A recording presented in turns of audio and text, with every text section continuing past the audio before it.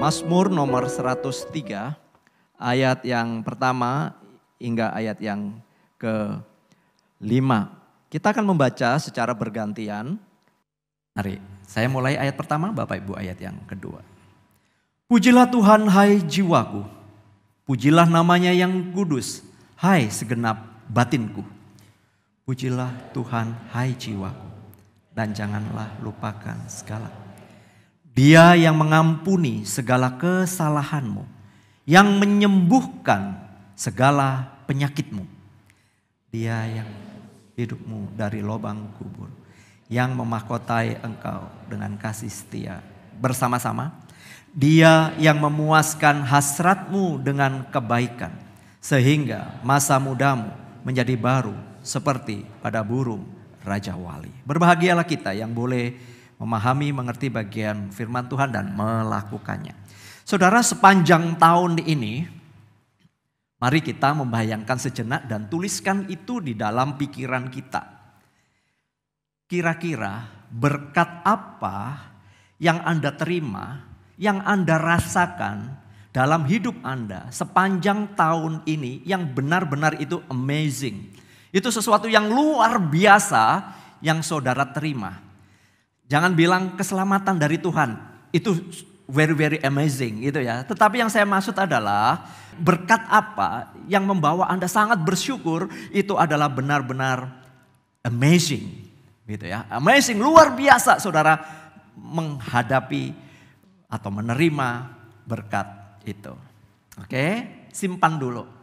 Simpan dulu itu berkat yang luar biasa. Tahun ini benar-benar wow, itu benar-benar buat saya very amazing. Oke, yang kedua. Sepanjang tahun ini peristiwa apa yang benar-benar menyakitkan Anda? Peristiwa apa yang membuat Anda benar-benar kecewa berat? Membuat Anda marah besar? Membuat Anda benar-benar tersakitin? Oke, simpen dulu. Saudara, bayangkan ketika kalau kita punya komitmen ya, mau coba nanti tahun 2025 adalah begitu kita mulai bangun tidur di tanggal 1 Januari, tuliskan semua kebaikan-kebaikan Tuhan. Sekarang ini saudara gampang ya, kita nulis di iPad, di HP kita, di note kita. Kebaikan-kebaikan Tuhan itu apa aja sepanjang hari saudara. Misalnya hari ini, wah aku boleh bangun pada tanggal 1, tulis bangun tidur. Bahkan mungkin saudara-saudara secangkir kopi yang Anda nikmati itu, boleh itu menjadi satu tulisan. Hari ini saya masih bisa menikmati kopi. Tuliskan saudara sepanjang tahun. Kira-kira nanti kalau akhirnya saudara penutupan tahun tanggal 31, saudara buka semuanya catatan saudara. Berapa banyak catatan kebaikan Tuhan yang saudara terima. Dan juga sebaliknya, saudara tuliskan semua kemarahan dan kebencian saudara. Ketidaksukaan saudara, kekecewaan saudara, tuliskan semuanya. Kalau nanti pada tanggal 31, kira-kira mana yang lebih banyak? Yang diberkati, yang menyenangkan, atau kemudian yang menyebalkan hidup saudara. Dan saudara akan menutup tahun membuat saudara benar-benar sakit hati. Saudara-saudara, saya ingin mengajak kita untuk melihat sesungguhnya ketika kita menghitung berkat-berkat Tuhan, itu artinya kita sedang bersyukur. Rasa syukur itu sesungguhnya akan mengubah perspektif kita, cara pandang kita terhadap kehidupan yang kita jalani.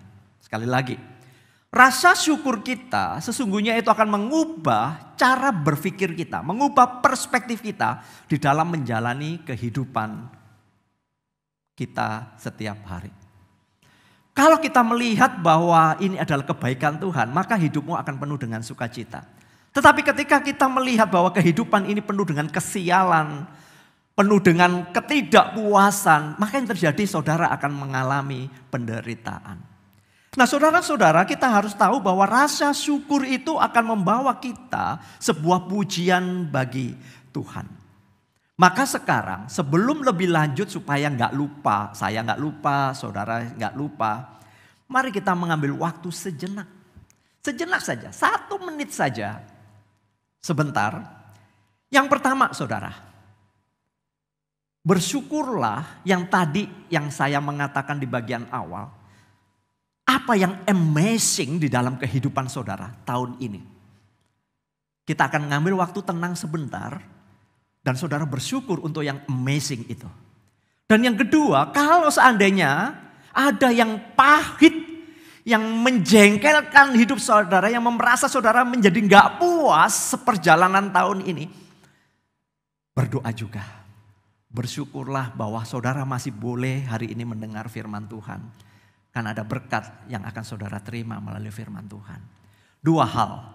Yang pertama, bersyukur untuk amazing tahun ini. Tahun ini nih. Satu atau dua yang saudara alami. Yang kedua adalah hal-hal yang benar-benar membuat saudara marah, benci, kecewa. Mari dua hal. Saya mau mengajak kita hening 1 menit dari sekarang. Mari kita hening sejenak. Terima kasih. Kami naikkan syukur kami dalam nama Yesus. Amin. Saya nggak tahu apakah lebih mudah mengatakan kebaikan-kebaikan Tuhan atau rasa kecewa kita. Saudara-saudara, berkat-berkat Tuhan yang kita terima itu seharusnya mengalirkan sebuah sukacita.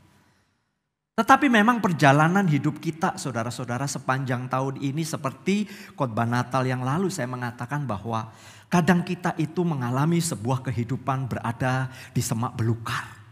Seakan kita itu berada di padang yang gesang. Seakan-akan kita itu mengalami sebuah tekanan hidup, merasa kecewa betul, marah betul. Sampai menimbulkan rasa pahit, rasa kebencian yang begitu mendalam. Sampai-sampai mungkin kita akan mengatakan, saya rasanya yang ini sulit untuk mengampuni. Saya rasanya yang ini sulit untuk menerima. Saudara, tapi itulah kehidupan. Seringkali kita lebih terfokus kepada hal-hal yang ada di dalam semak belukar. Permasalahan-permasalahan. Hidup ini seperti roller coaster. Saudara-saudara, roller coaster itu naik turun melengkung. Saudara, dibalik, dijungkirin. Itu menyenangkan, menegangkan tetapi juga menakutkan saudara. Itu adalah roller coaster. Hidup ini adalah season of life. Ada musim-musim yang kita hadapi. Setiap musim tidak semuanya indah. Bahkan musim semi pun bisa membuat kecewa. Artinya apa saudara? Real life, kenyataan hidup kita harus diterima. Harus dijalani. Dan yang pasti harus dihadapi. Kita sudah akan melewati tahun ini dan kemudian akan memasuki. Apakah jauh lebih mudah? Apakah jauh lebih gampang? Saya yakin saudara-saudara kita akan memperhatikan bahwa hidup ini semakin hari semakin tidak mudah. Kita mungkin berdoa dan berjuang untuk anak-anak kita. Dan kita tidak pernah mengetahui apa yang terjadi dengan kehidupan anak-anak kita. Tapi memang perjalanan hidup ini ibaratnya adalah roller coaster. Ibaratnya adalah bagian musim-musim. Tetapi saudara, ada yang indah. Bahwa berkat yang harus kita lihat, berkat yang harus kita syukuri adalah karena ada Immanuel di dalam kehidupan kita. Bahwa kita memiliki Kristus yang senantiasa menyertai kita. Dan itu adalah berkat yang terindah. Berkat yang terindah bagaimana di dalam menjalani kehidupan yang benar-benar membuat kita capek, membuat kita lelah. Tetapi sisi lain membuat kita tersenyum, membuat kita bahagia. Sisi lain membuat kita meringkuk dengan menangis karena kesedihan. Tetapi di sisi lain kita melompat dengan sukacita. Semuanya terjadi karena ada Immanuel. Sehingga saudara boleh ada sampai hari ini. Anda boleh duduk di tempat ini. Semua adalah karena Immanuel, Allah menyertai kita. Kasih dan penyertaan Tuhan yang terus menerus tiada hentinya. Seharusnya itulah yang menjadi ucapan syukur kita. Maka tadi saudara saya mengajak kita saudara untuk boleh menghitung satu persatu kalau saudara mampu. Sementara pujian di dalam KPPK mengatakan sekalipun laut ini menjadi tinta, setiap pohon itu akan menjadi alat tulisnya. Langit bumi akan dijadikan kertas, tidak akan pernah bisa memuat yang namanya menuliskan kasih Allah. Kalau kita mau menghitung saudara berkat Tuhan, sesungguhnya kita tidak akan pernah mampu. Inilah yang kemudian kita mau pelajari dari Mazmur nomor 103 yang memberikan pemahaman yang indah akan penyertaan Allah.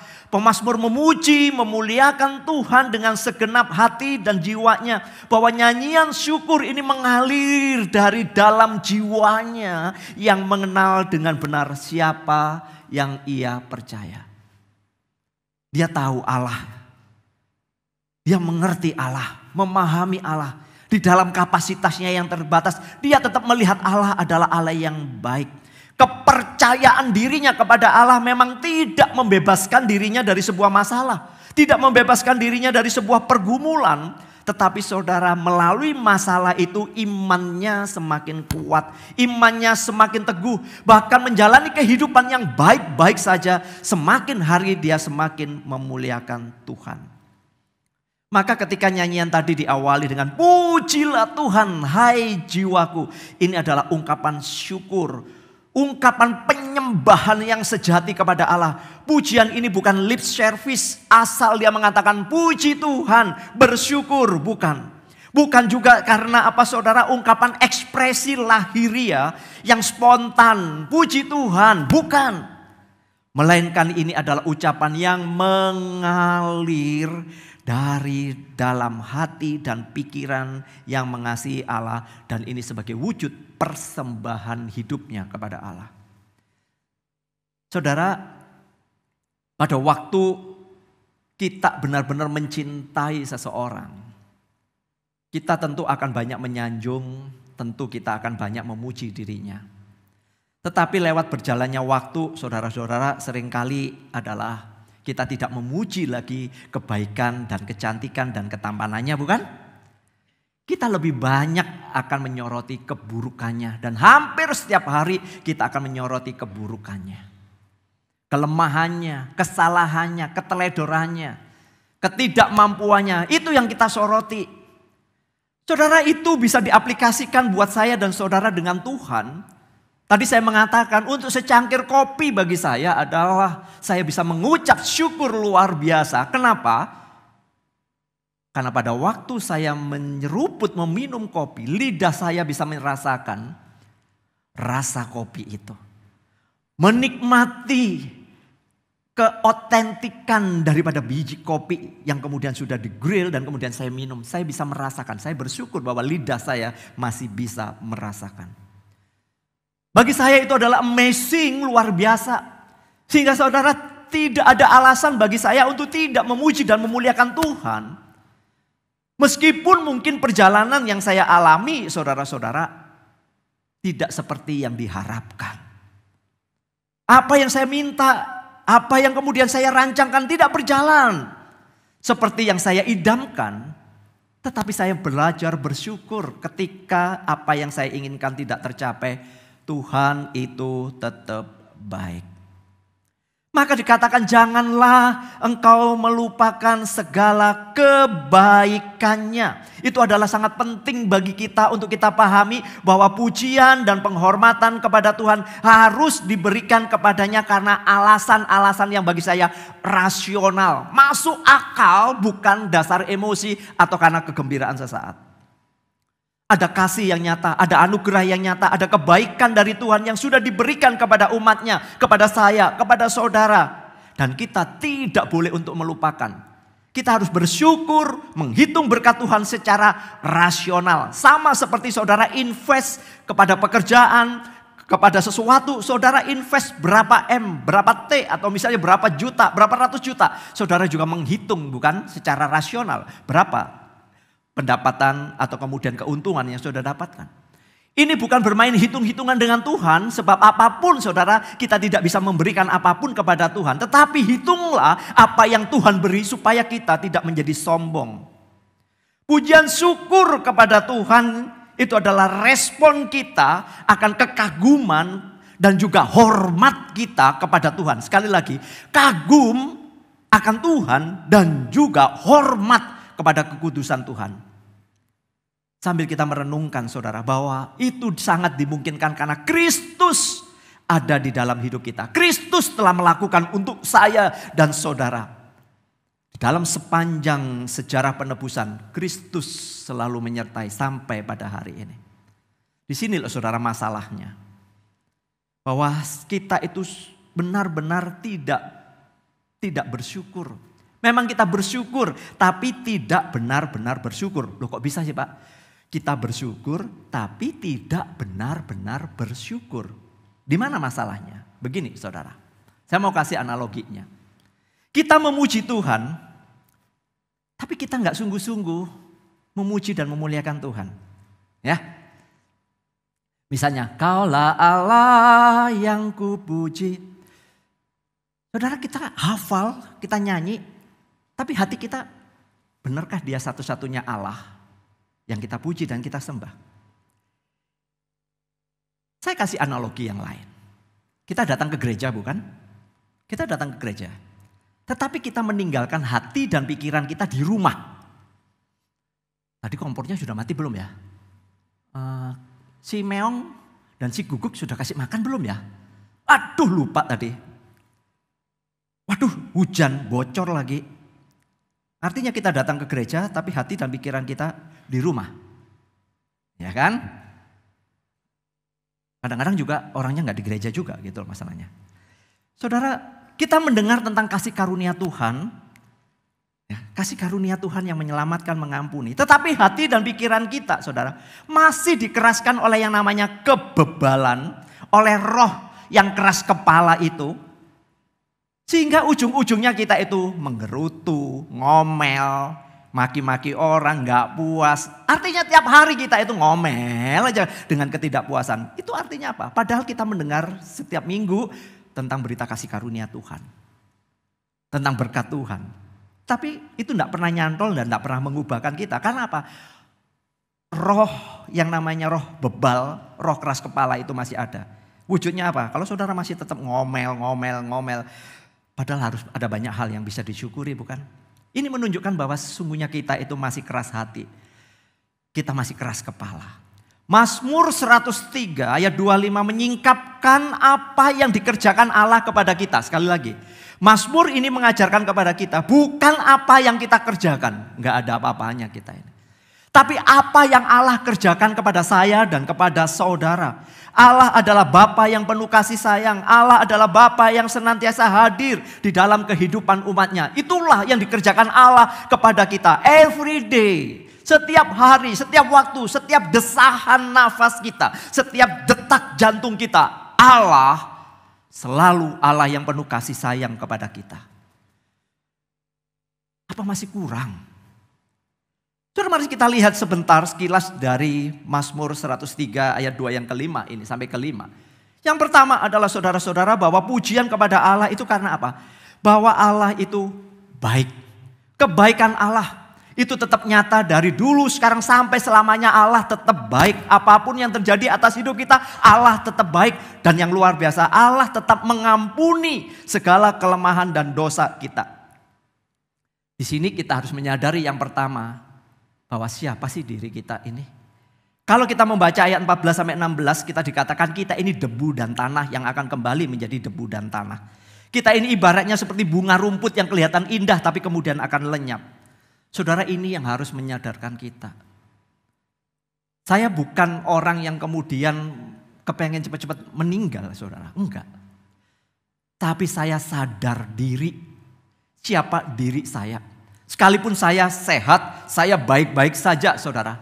Tetapi saya menyadari bahwa hidup saya adalah seperti bunga. Yang hanya kelihatan sebentar lalu bisa lenyap. Kapanpun kita bisa dipanggil oleh Tuhan. Kapanpun. Saudara menyadari hal ini siapa diri kita. Inilah yang membuat kita hari ini harus menata diri baik-baik.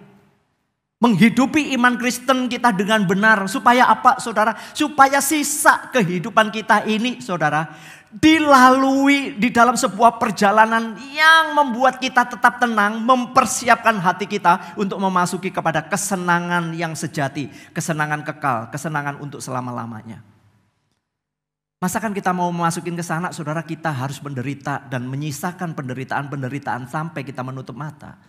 Saya pikir adalah lebih baik kalau kita mulai menata diri. Menata tahu faktor U kita. Yang muda-muda, adik-adik remaja, jangan pernah berpikir hidupmu masih 70 tahun ke atas lagi. Belum tentu. Kita harus menyadari bahwa kita juga adalah orang yang selalu berbuat salah dan dosa. Maka pengampunan Allah di dalam doa Bapa kami juga diajarkan, ampunilah kami ya Tuhan. Itu selalu dimandangkan, kita naikkan. Karena apa? Kita menyadari setiap hari. Bukan ucapan syukur yang keluar, tapi omelan, kemarahan. Kita berdosa ketika menyakitin orang lain, mengutuk orang lain, membenci orang lain. Saudara, tetapi pengampunan Allah selalu terbuka.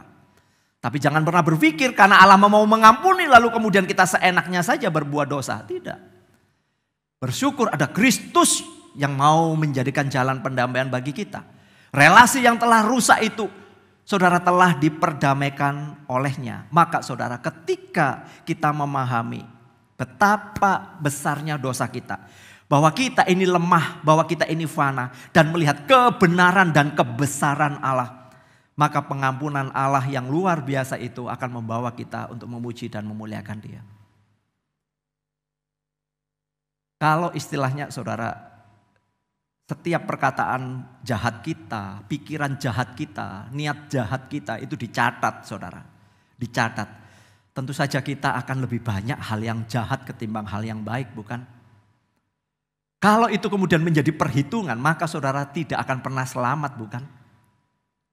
Tapi kita bersyukur ada Yesus Kristus, ada kasih karunia Kristus yang boleh mengampuni dosa-dosa kita. Tetapi janganlah kita berbuat dosa.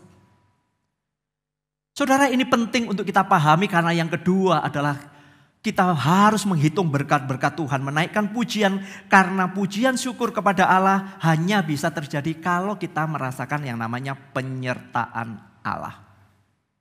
Saudara, penyertaan Allah itu seringkali kita hanya lihat sekarang pada waktu kita kerja, pada waktu bersama keluarga, studi kita. Tapi pernahkah saudara memikirkan bahwa sejak kita ada di dalam kandungan ibu kita, pada waktu kita nongol di dunia ini tetapi lewat rahim kandungan ibu kita, saudara sudah merasakan itu adalah berkat Tuhan. Saudara, ketika kita hari ini sudah memiliki keluarga, kita memiliki anak, saudara, itu jauh lebih lagi kita memahami betapa luar biasanya Tuhan yang memelihara kehidupan kita. Seringkali kita hanya memikirkan sebuah pemeliharaan Tuhan itu adalah semua kondusif, semuanya baik-baik saja, semuanya nggak ada kekurangan. Kita membayangkan yang seperti itu. Saudara, penyertaan kepada Allah bukanlah seperti itu, tetapi bagaimana Allah hadir di dalam kehidupan kita. Mau kita sehat, mau kita sakit. Bahkan dikatakan di dalam bagian ini, Ia yang menyembuhkan segala penyakitmu. Pertanyaannya, kenapa saya masih sakit? Kenapa saya masih lemah tubuh? Kenapa saya bisa menderita? Kenapa saya bisa mengalami sakit yang mengerikan? Seorang dokter yang bernama Ambrose Pale yang hidup 500 tahun yang lalu, jadi sekitar 1500-an saudara. Dia seorang dokter dan pada waktu itu sedang masa-masanya kejayaan, masa kebangkitan zaman Renaissance ya. Pada waktu itu dia mengatakan demikian saudara. Saya ini memang dokter, tapi saya hanya bisa mengobati luka. Tapi sesungguhnya Tuhan yang menyembuhkan. Saudara, jadi dia hanya melakukan tugasnya kalau memang lukanya ya harus dirawat. Kalau sesuatu yang gak beres dengan ginjal, jantung dan organ-organ tiba, ya akan dirawat. Tapi selebihnya adalah Tuhan yang menyembuhkan. Maka dia mengatakan nih, kalau kamu sakit kepala minum aspirin gitu ya, atau minum obat sakit kepala, pereda sakit kepala, dia mengatakan bahwa itu pun kesembuhan adalah dari Tuhan. Itu pun adalah pertolongan dari Tuhan. Jadi berterima kasihlah. Sederhana bukan? Tapi kita seringkali menyepelekan yang sederhana. Saudara, kenapa saya harus mengatakan seperti ini? Karena memang saudara harus disadari bagian penyertaan Allah seringkali dikontraskan dengan sakit yang kita alami. Khususnya sakit serius yang kita alami saudara. Memang sebuah penyakit itu akan menguras yang namanya daya tahan tubuh kita. Bahkan kemudian menguras pikiran dan iman kita. Yang membuat kita menjadi gelisah, yang membuat kita merasa hancur, membuat kita menjadi tidak berdaya, membuat kita menjadi orang yang benar-benar tidak berfungsi. Itu ada banyak hal saudara. Itu penyakit-penyakit yang mengerikan yang terjadi atas kita. Membuat orang-orang tertentu akan menjadi kehilangan pengharapan. Tapi mari kita melihat belajar dengan fakta dan kenyataan yang ada. Bahwa di antara kita, di antara banyak orang ada yang meninggal hanya karena penyakit flu.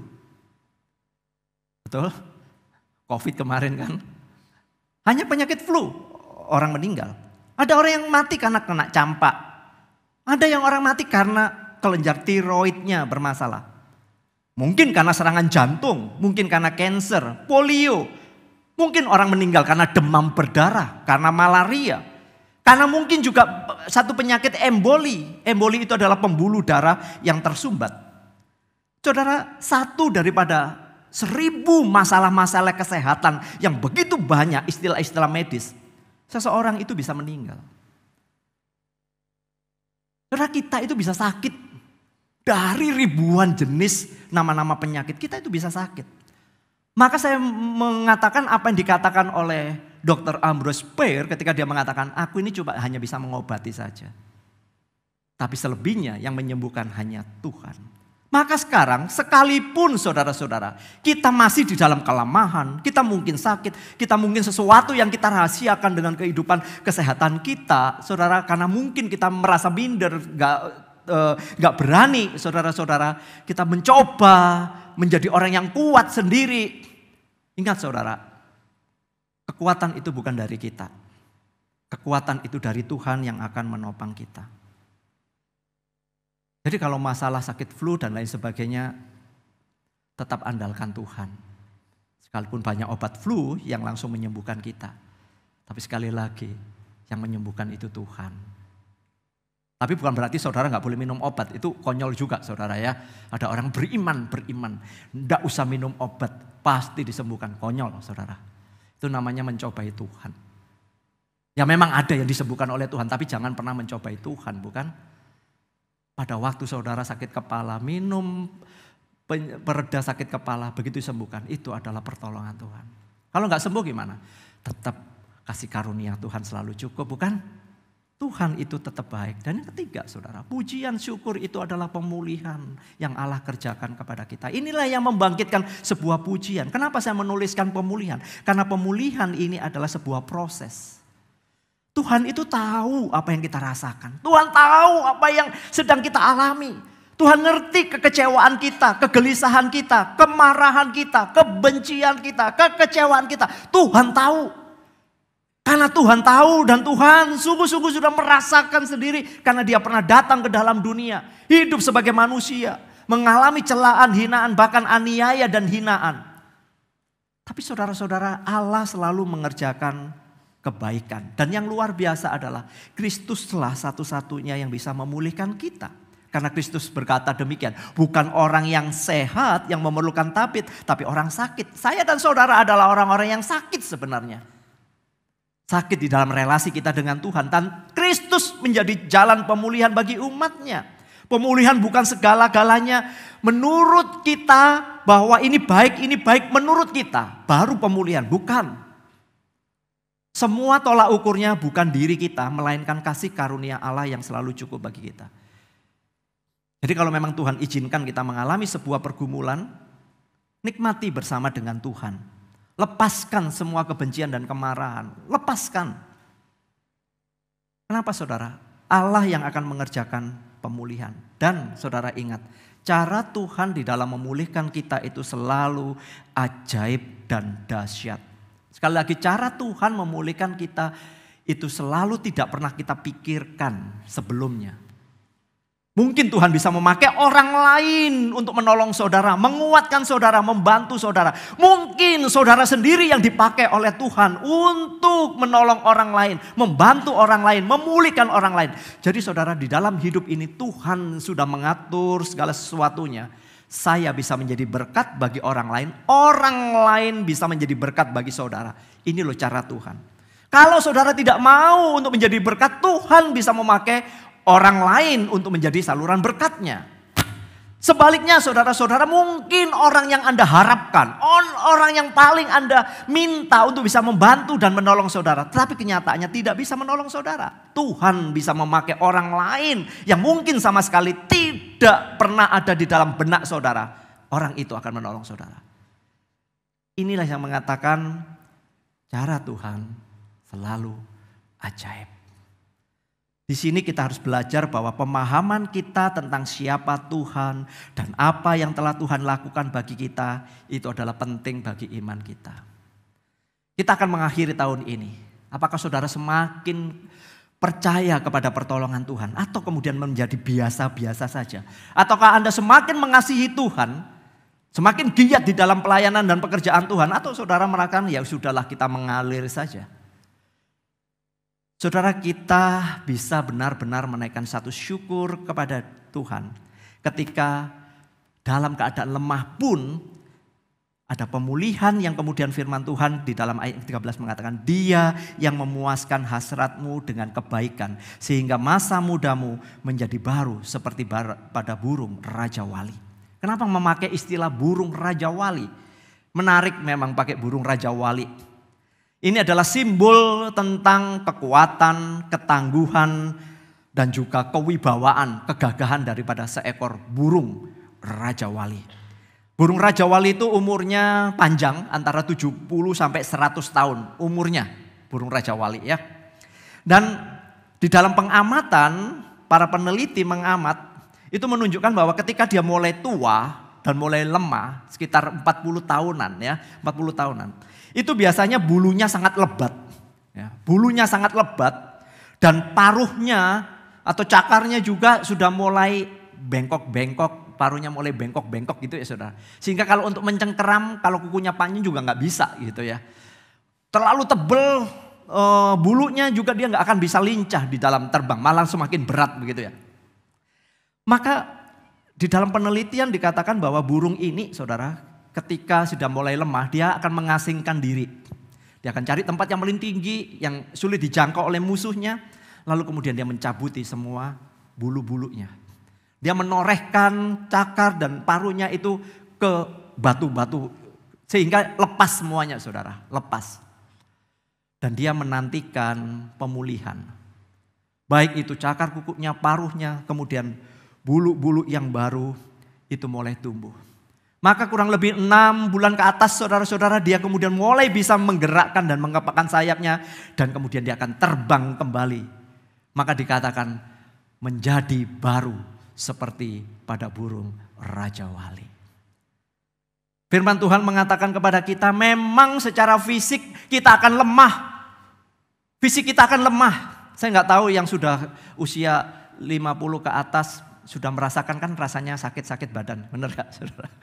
Ya rasanya sudah nggak enak, nggak bugar walaupun kita fitness apa, tapi tetap namanya sudah faktor U itu nggak bisa dibohongi, betul sudah saudara? Apalagi kepala 6, kepala 7, bersyukur kalau masih bisa jalan. Persoalan utama adalah lutut, bukan nggak bisa jalan. Dikatakan oleh Paulus, memang semakin hari tubuh kita jasmani semakin melemah, tetapi manusia rohani kami semakin dibaharui dari ke hari ke hari. Amin. Artinya gini, jadilah seperti burung Raja Wali, saudara. Kita memang tua secara fisik karena memang kita akan bertumbuh dan berkembang. Tetapi iman saudara harusnya semakin kuat. Iman kita harus semakin gagah. Karena apa? Burung Raja Wali selalu mencerminkan tentang kewibawaan, tentang kebijaksanaan. Itu gambarannya saudara. Dan kita di dalam Tuhan saudara, semakin hari harus semakin punya hikmat di dalam Tuhan. Semakin hari semakin kita wise dalam ngomong, dalam memberikan pendapat, dalam menganalisa sesuatu harusnya lebih bijak. Seringkali orang itu ngomel itu begini saudara, tambah tua kok ya tambah rewel, tambah seperti anak kecil, bawel, ya kekanak-kanakan. Begitu ya saudara. Jangan-jangan anak saudara sudah mulai ngomelin begitu ya. Udah tua masih ngomel kayak bocil gitu ya saudara. Mari kita belajar bahwa tubuh memang tua. Tapi rohani kita, jiwa kita harusnya baru bagi Tuhan. Harusnya punya semangat yang baru bagi Tuhan. Maka saudara-saudara di tengah-tengah perjalanan kehidupan kita sampai saat hari ini, lihatlah terus kebaikan-kebaikan Tuhan. Ketika kita melihatnya itu saudara menjadi kekuatan iman. Ketika kita merasa lemah, ketika kita merasa sudah capek, ketika sudah benar-benar hopeless. Kita mengatakan, mufat dah yang begini dah. Saudara bukan bofat kemudian saudara menyerah. Tetapi bofatnya ini adalah Tuhan engkau kekuatanku, aku akan hadapi semuanya. Karena firman Tuhan mengatakan apa? Seperti Bapa sayang kepada anak-anaknya, demikian Tuhan sayang kepada orang-orang yang takut akan Dia. Ayat 13. Seperti Bapa sayang anak-anaknya. Mana ada orang tua yang benci anaknya kecuali orang tuanya agak sedeng baru, saudara. Tapi dimanapun orang tua yang normal selalu cinta kepada anak-anaknya meskipun anak-anaknya mungkin kurang cinta. Mungkin jalan anaknya banyak yang salah. Persoalannya adalah mungkin cara mendidik orang tua yang seringkali salah. Cuma itu aja saudara. Tapi sayang tetap orang tua kepada anak. Pasti sampai kapanpun orang tua akan tetap sayang. Lebih daripada itu saudara, Bapa kita adalah Bapa yang sangat baik. Maka saudara, ketika kita memahami bagian ini, ada Immanuel, ada Bapa yang penuh kasih sayang seperti Bapa yang sayang kepada kita, maka hati yang bersyukur itu sejatinya memiliki kekuatan untuk mengubah hari yang buruk menjadi hari yang baik. Saya menuliskan ini karena memang saudara, penghalang terbesar untuk bersyukur dan memuji Tuhan itu adalah faktor ego kita sendiri. Kita terlalu egois. Kita terlalu menuntut untuk diri kita diperlakukan dengan baik sementara kita tidak memperlakukan orang dengan baik. Kita menuntut orang lain untuk memberikan berkat kepada kita, tetapi kita tidak mau membagikan berkat kepada orang lain. Kita menuntut orang lain benar-benar saudara care, peduli kepada kita, tapi kita sama sekali tidak pernah memedulikan kepada orang lain. Kita terlalu egois, bahkan dengan Tuhan pun kita egois. Merasa bahwa ini adalah hak saya berhak menerimanya. Maka seperti yang baru saya katakan tadi, saudara-saudara, hati yang bersyukur itu akan menolong kita untuk mengubah hari yang buruk menjadi hari yang lebih baik. Hari semua baik, tidak ada hari yang buruk. Orang kerja mengatakan Senin itu bad day. Ya, Senin itu memang bad day. Saya mengatakan semua hari juga sama, saudara ya. Mau Senin sampai Minggu juga harinya sama. Tapi saudara, yang bisa mengubah hari itu buruk atau baik adalah saudara. Saudara melihatnya buruk, ya buruk. Saudara melihatnya hari yang baik, ya baik. Saudara, hati yang bersyukur akan melihat semua hari menjadi hari yang baik. Maka ada seorang penulis yang mengatakan, Tracy Mills mengatakan demikian saudara.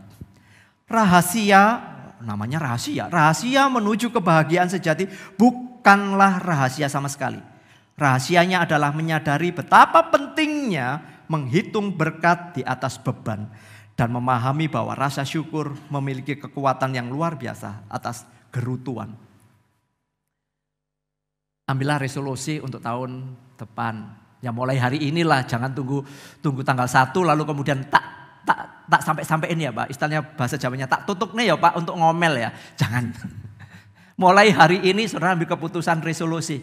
Belajar untuk tidak banyak menggerutu. Belajar untuk tidak bersungut-sungut. Memang segala sesuatu bisa tidak berjalan seperti yang kita inginkan. Kan yang lalu saya mengatakan ya, saya mau kunjungan, hujan, ban saya kempes. Oke, saya kerjain. Celakanya saudara bukan sampai di situ. Rasanya bad day itu benar-benar kadang-kadang gemes ya gitu ya. Begitu ban serepnya diturunkan, ban serepnya juga kempes. Saudara bisa ngomel-ngomel benar gak di dalam hati ya saudara. Tapi saya mengatakan bersyukurlah. Saya mengatakan bersyukur. Kata istri saya gak apa-apa, tetap bersyukur saja. Semuanya harus dilewati, semua kadang-kadang gak berjalan dengan baik. Daripada ngomel-ngomel. Saudara, kan saya yang lalu pernah saksi ya. Kadang-kadang itu maaf ya, dengan tukang parkir itu memang bikin marah, bikin jengkel, bikin dosa. Ngatret itu susah saudara, cari itu susah. Oke, begitu dapat anteng turun.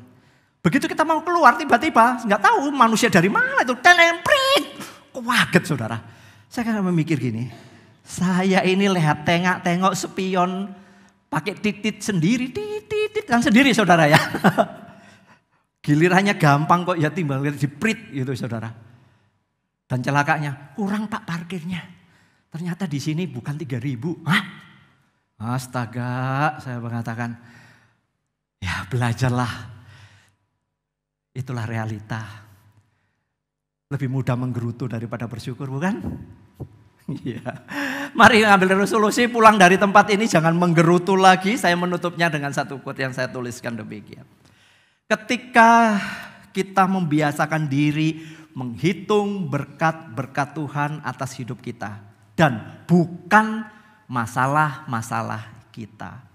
Dan kemudian berkomitmen untuk melakukan firman-Nya. Kan firman Tuhan udah kita dengar ya. Maka kita secara bertahap membentuk sebuah habit, membentuk sebuah kebiasaan untuk menjalani hidup yang penuh syukur. Kenapa saudara? Ketika hati kita dipenuhi dengan rasa syukur, hidup kita akan dipenuhi dengan sukacita dari surgawi. Itu kuncinya. Semakin saudara ngomel, semakin saudara kesal. Semakin saudara bersyukur, semakin sukacita ilahi melimpah. Ayo bangun habit bersama-sama di dalam kehidupan kita. Tepuklah temanmu di kanan kiri dan katakan, belajar bersyukur.